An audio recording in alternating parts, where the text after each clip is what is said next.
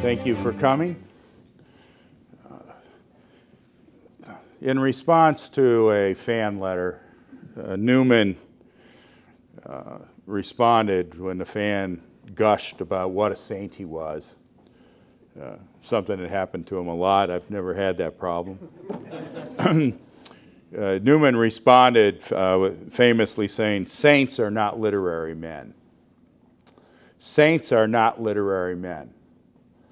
Why is there a tension between saintliness and literariness? That's really my theme tonight. Myself, I believe that J.R.R. Tolkien, the famous author of The Lord of the Rings, among many other things, I believe he was deeply influenced by his own readings of Newman, although it is not so easy to prove that's true. He rarely refers to Newman, although he was the president of the Newman Society during the 1930s. He seems to me to have picked up an awful lot of Newman, even from his boyhood in Birmingham. And the priest, Father Francis Morgan, who became the surrogate father for him and for his brother upon his mother's death, was in fact a member of the Birmingham Oratory. So you might say that Tolkien inherited Newman, but I think there's much more to it than that. So some of what I'll be saying about the way I see Newman responding, or Tolkien responding to a Newman set of problems, is a bit speculative, but any Newmanian will know that that is no hindrance to it being true. I think that the number of different data points, to use language that seems terribly popular around the business school program I'm involved with right now, I think many different factors in Tolkien's own intellectual life point to the presence of John Henry Newman as a kind of guiding light in the way Tolkien understood himself to be a literary man. Now, as we all know, Newman ended up becoming officially a saint. It took a while. Tolkien not yet, but he hasn't been dead near as long as Newman was before he became a saint. So there's still hope there, it seems to me. Saints are not literary men. I want to put pressure on that claim of Newman's, first from within some of Newman's own writing, and then from within Tolkien's writing. But when I say I want to put pressure on that slogan, I don't mean simply that I want to reject it. What I want to put pressure on is the notion that we know how to distinguish the plain, unmediated holiness of a saint from the complex mediation of a literary man. Newman was at least as much a literary man as Tolkien was. And Tolkien was as much a Catholic, it seems to me, as Newman ever was. So, that's the direction I want to go in general. I want to use a particular case from Tolkien to think about this. The case of his great female figures from The Lord of the Rings. These great female figures are enchantresses, and they are perilous, to use a word that was one of Tolkien's own favorites. I believe the peril that their enchantments present are the way that Newman thinks through the difficulties of making the literary something saintly. So, that's where I'm going to try to go. Let me start with Newman. Let's start from thinking about a famous section of the idea of a university. After Newman became a Catholic, he was the most famous Catholic in England. He was both the most loved and most hated Catholic in England. The bishops had the great idea of having him found a university in Ireland. Because the Irish just loved the English, I guess. Must have been the reason. I'm not quite sure. The prudence of bishops sometimes escapes me. The university didn't last long, certainly didn't last as long as Newman's writing about universities did. Newman famously reflected in Discourse 8, although it's not the only place in the idea of the university, famously reflected on the effect of exposure to high culture, to high-class cultivation on young Catholic men. Of course, at his time, he's focused only on men. I am very wary of the tendency in the contemporary academy to replace older language about men with language about persons or men and women.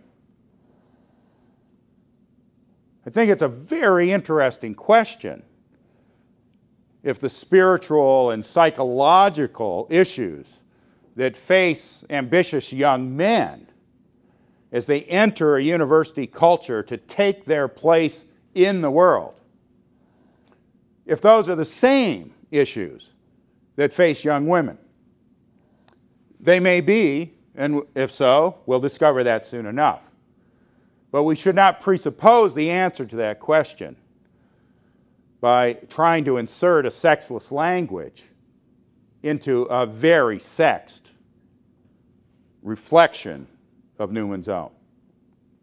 So, what's the situation of young men who come to the university? As you might imagine, there was a lot of worry that when you bring these good Catholic boys to a university whose standards of intellectual excellence are essentially those of Oxford and Cambridge, these boys are less likely to remain Catholics. No, nobody would worry about that anymore. I mean, bring your Catholics to the University of Pennsylvania and they just get better and better, right? So, Newman needs to respond to that. Why? Because Newman is a university man. And Newman could not give it up. He could not stop being an intellectual. So he has to find a path that acknowledges the dangers that high culture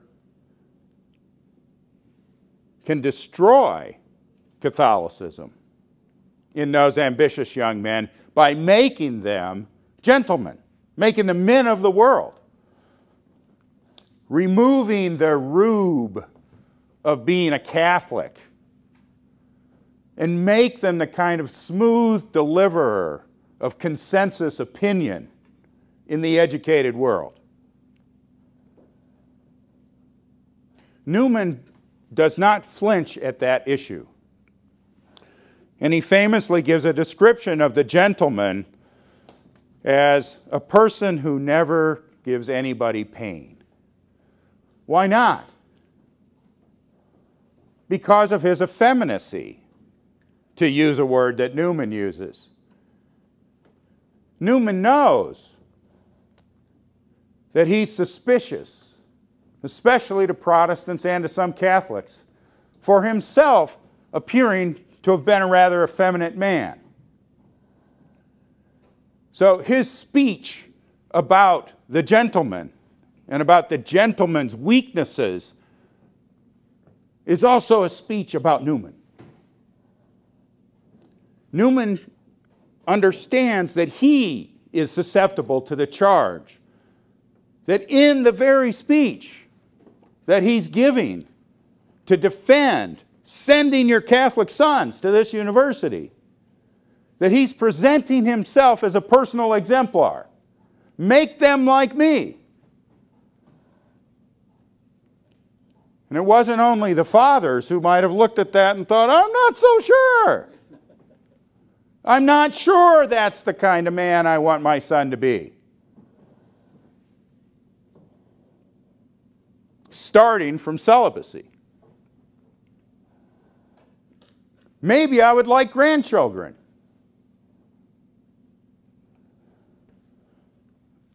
So, Newman means to be provocative. He doesn't mean to hurt your feelings, but he means to provoke your concern because he thinks there's something legitimate in the concern. What's wrong with becoming a cultivated gentleman? What's wrong with the fact that our universities serve as finishing schools so you don't say the wrong thing? So you say the things everybody says, or at least everybody who's protecting our democracy says.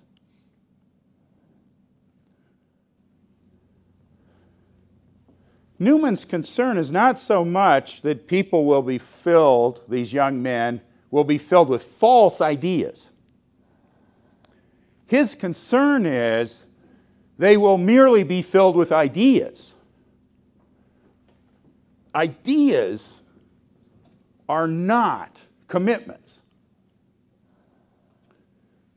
One of the things that happens when you get a liberal education is that ideas for you are just wonderful possibilities. You see a whole set of possibilities before you. Some of them, of course, you embrace. I mean, you're a Catholic. For a while, you even still go to Mass. Stop going to confession pretty soon, but you know, there's a certain amount of erosion everywhere. But part of what makes the gentleman such an elegant, graceful figure who gives nobody pain is that every idea can be played with. Every idea can become, as Newman says, poetical. You get attracted to the poetical life, to those things that look so beautiful. Maybe you found a department that reads great books and thinks beautiful thoughts, and you think you're making your Catholics more and more finished, more and more polished. Maybe they hold Augustine in their hand and think, wow, that's a really interesting idea. Now, over here, I've got Lucretius in my hand. That's an interesting idea. I'm getting more beautiful all the time. Everything's beautiful to the mind when the mind doesn't have a conscience. So the liberation of a liberal education, Newman worries, is simply the libertinism of the gentleman who criticizes nothing because he's committed to nothing, except being acceptable to other high-end people.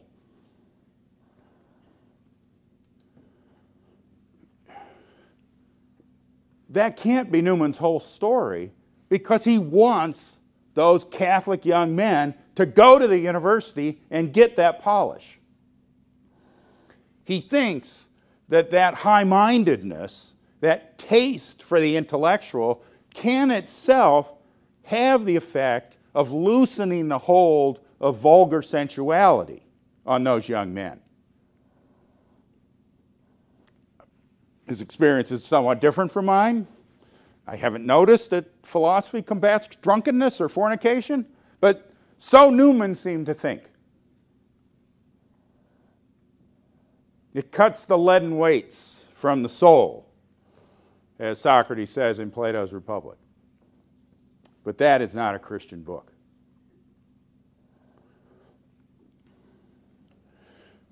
Newman worked over this ground in various ways. This concern that the cultivation of the mind as such, by degrees, produces a genteel skepticism, a lack of commitment, a lack of conscience, and replaces it simply with standards of taste, of good taste. He explores this in a number of places. To my mind, one of the most powerful of these is in a sermon that he gave on the Feast of St. Monica, which comes right before the Feast of St. Augustine, of course. And he gave it for the opening of the academic year at the college he had founded in Ireland. Roughly speaking, Newman's argument there is that St. Monica is a very unusual saint because there is nothing great about her. She's just a mom who's worried about her son. She's the exemplary helicopter mom. She moves to Rome, my God, following him around. Yeah, she prays for him a lot. Okay, that's great. That gets you a day in the calendar.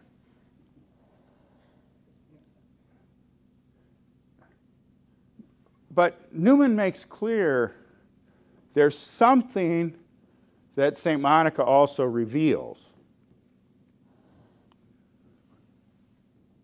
It's that the pole of the domestic sphere, the sphere of the worried mother,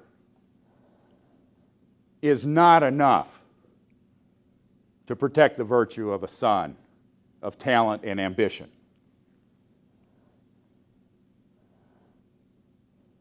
Now, this was before cell phones allowed 24-hour surveillance over your children. But still, St. Monica's prayers, though in the end they were answered, could not pull her son away from what Newman sees as the essentially masculine sphere of making it as a public figure.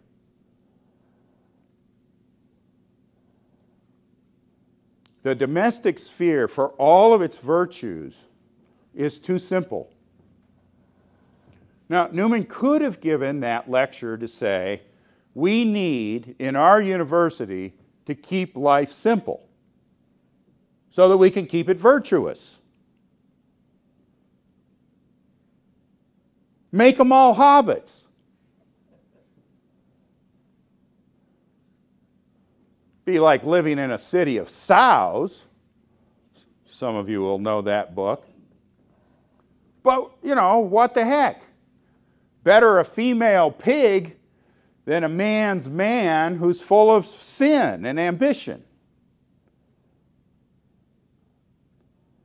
He could have gone that way, but he can't go that way because he's in love with high culture.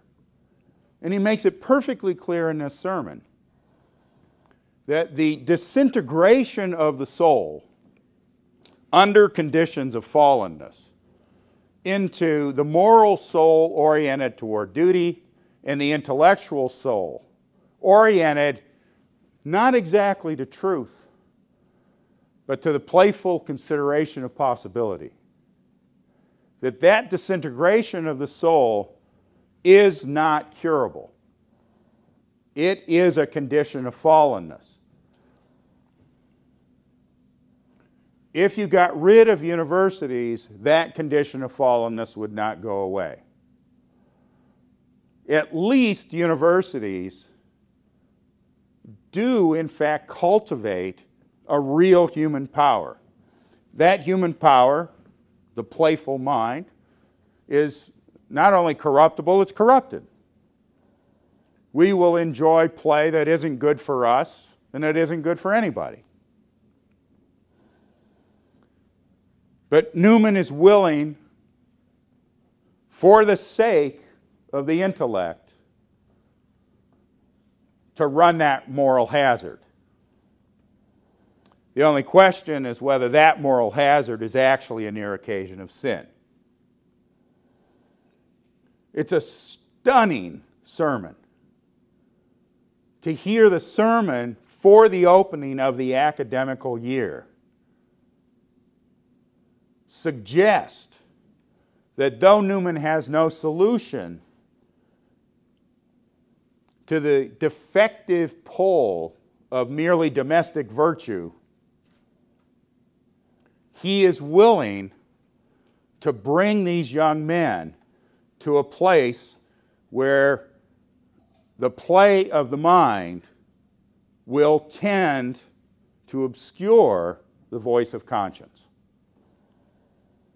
He hopes that it will not be the case that where the academic life, the life of the mind happens with the professors, won't be separated from where the spiritual formation happens, say in a Newman Center.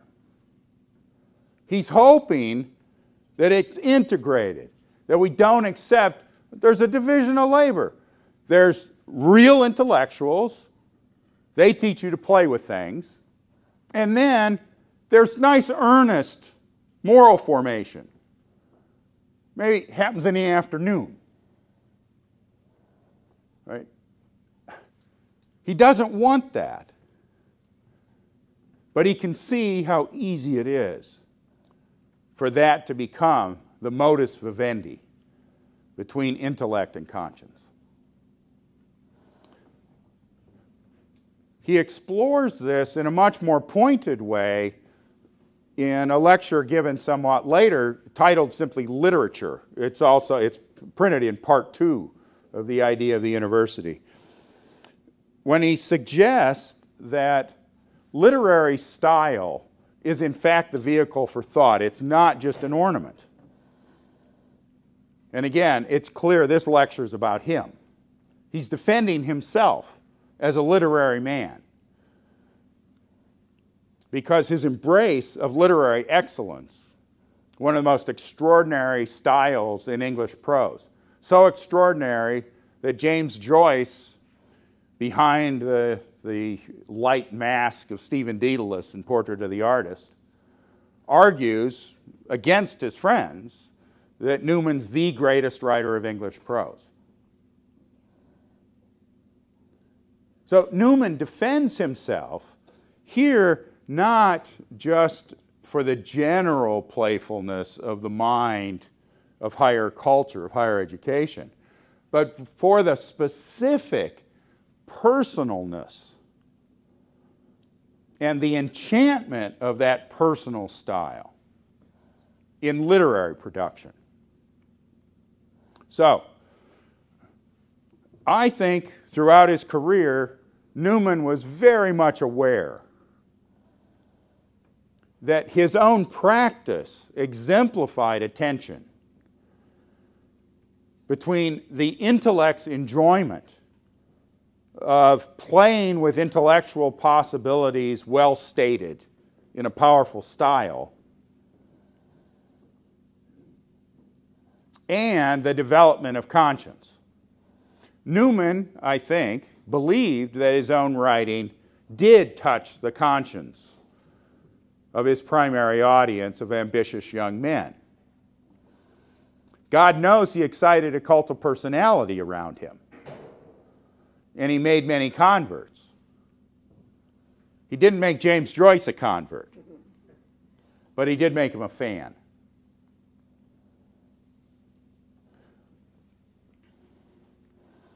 So this is the tension that I think was very visible to Tolkien.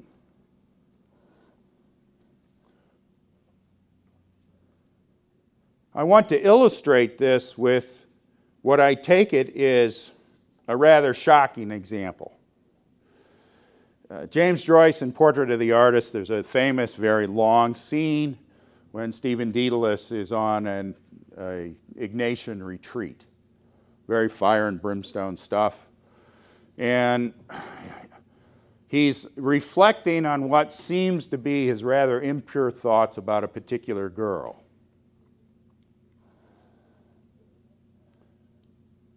But he comforts himself when a phrase comes to his mind about the virtues and the mercy of the Blessed Virgin Mary. Only an infidel like James Joyce could invoke the Virgin Mary as a defense of impurity. And surely he knew what he was doing. Now, there aren't footnotes in novels, but there are in textbooks, and we turn every novel into a textbook, don't we, when we teach it? So now you can easily look that up. It comes from the peroration of one of Newman's sermons, as you might have expected. A sermon that Newman gave defending the doctrine of the Immaculate Conception in 1849. So this is 5 years before it was dogmatically declared in 1854 that Mary was conceived without the stain of sin. But everybody knew that it was coming. The papal commission had already been established and things.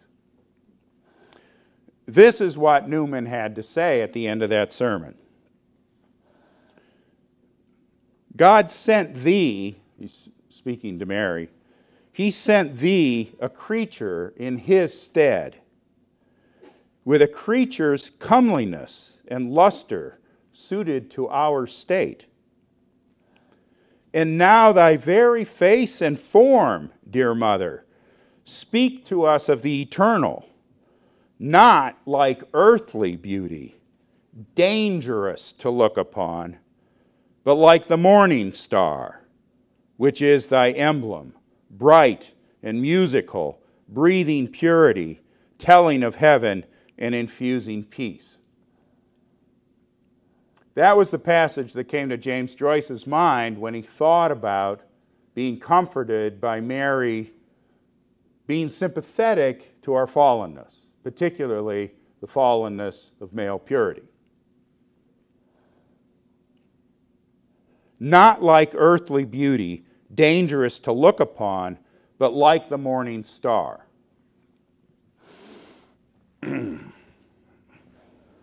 Newman knew quite a lot of Latin and Greek. He also knew a fair amount about astronomy. Do you think he knew the morning star was venereal? It was Venus? Do you think he knew it was aphrodisiac, Aphrodite? Did he know that? I think he knew that. But of course, within the tradition, the Litany of Loretto and such things, of Marian devotions, Mary as the morning star has made a pagan tradition of identifying the morning star with that erotic goddess. Mary has made that tradition into something Christians can embrace, usually in a spirit of forgetfulness, it seems to me. I very much doubt that Newman was forgetful, and I am absolutely certain that Tolkien was not. So let me get to that point.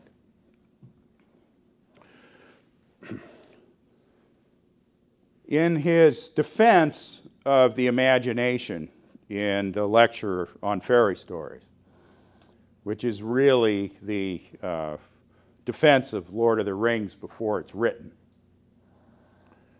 Newman, or Tolkien, more or less ends the lecture proper with a Latin tag that means abuse does not prohibit use. So that the fact that the imagination can be abused and produce sinful imaginings that engross and enchant us does not mean that the artist is not allowed to use the imagination. Now, you might think, oh, well, look, he's distinguishing the corrupt artist who abuses the imagination from the good Catholic artist who merely uses the imagination. But what if it's one and the same act that both uses and abuses? Because elsewhere in that lecture, Tolkien goes out of his way to say that the creative artist has a right to the exercise of the imagination, even though the imagination will always be stained. He likes that word stain, and it runs through the Lord of the Rings.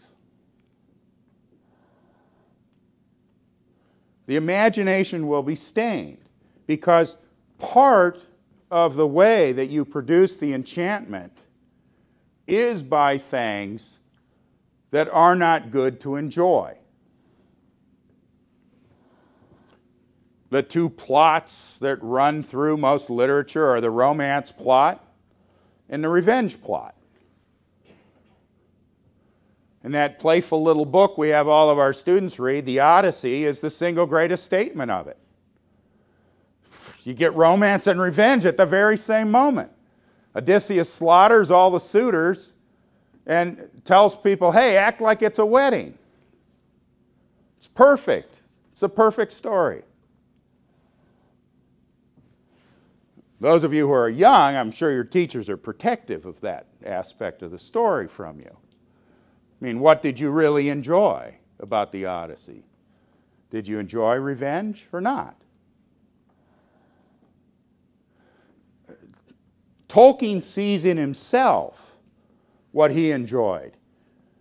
In particular, though he purifies the Lord of the Rings to a large extent from these things, anybody who has read the stuff that he never published but that has since been published knows that incest plots regularly revolved in his mind. And of course also revenge plots. Tolkien sees in himself the stain on his imagination.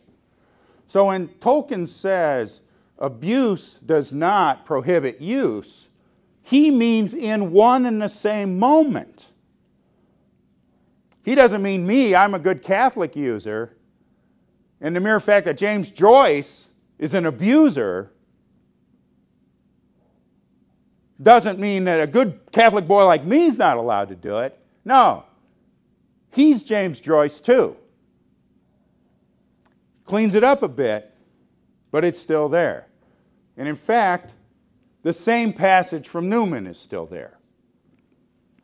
So, where did Tolkien go with his perilous women in The Lord of the Rings? Well, the good guy, Aragorn, when Boromir doesn't want to go into the fairy realm ruled by the Queen Galadriel and says that it's perilous to go there, Aragorn's like, what are you worried about? She's great. You just don't understand her. But of course, he's half a fairy himself. He's got a bunch of elf blood in him. For him, he's going home when he's in the land of enchantment. That's not true for a man like Boromir or for his higher-end brother, Faramir, either. And so Faramir also thinks it's perilous, and he deems it inappropriate for men to seek that kind of enchantment. Although he does envy those who have seen the Lady Galadriel, he will not seek her. Tolkien is right on the edge of telling you that you as a reader have been enabled by his stained imagination to enjoy something that he codes as stained within the storytelling.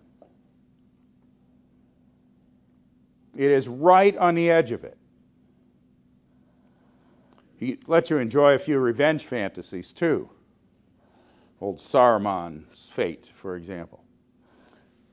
He allows you to enjoy your contempt for the sufferings of Gollum.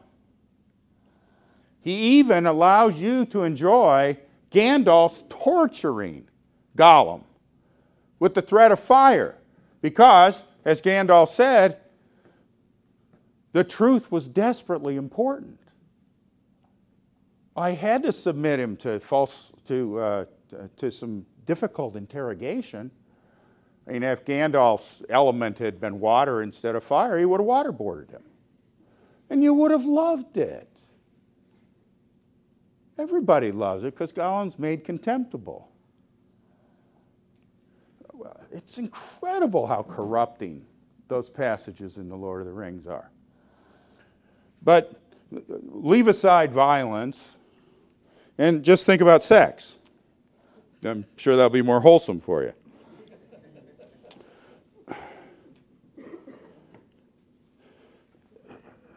Galadriel and Arwen both present enchantments that overcome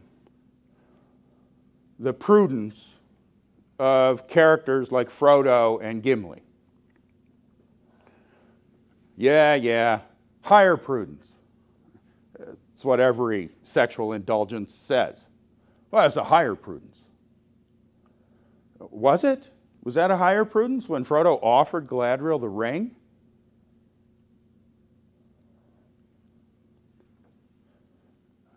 Is that what Tolkien really wanted you to think?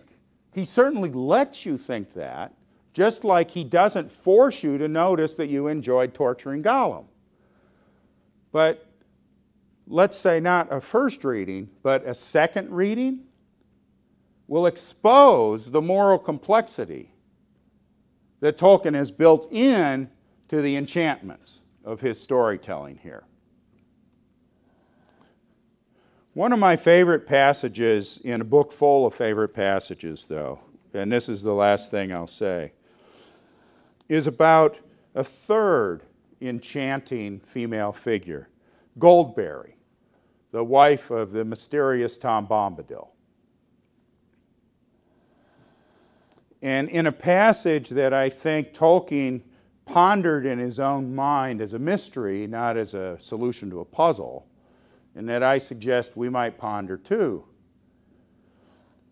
Frodo thinks about the enchantment that he experiences when he hears Goldberry singing and they enter the house of Tom Bombadil.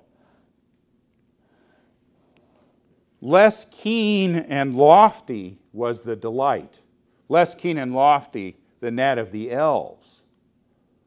Right? Elvish enchantment takes you out of the human, but deeper and nearer to mortal heart. I believe this is Tolkien thinking about what Newman said about Our Lady. Not like earthly beauty, dangerous to look upon. Goldberry's enchantments are not perilous, whereas Galadriel's and Arwen's are. But to do that, he had to make Goldberry, the river daughter, an earth principle, like Tom Bombadil. She's not transcendent.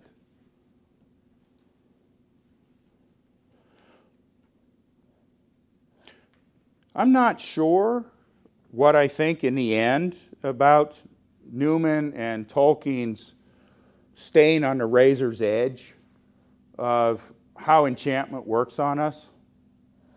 But I do think that they both refuse for themselves a kind of simplicity that they offer to the unwary reader.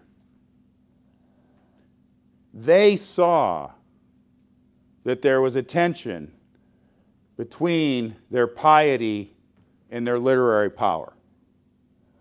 And they let you see it too, if you're not willing to oversimplify what they have to say. Thank you.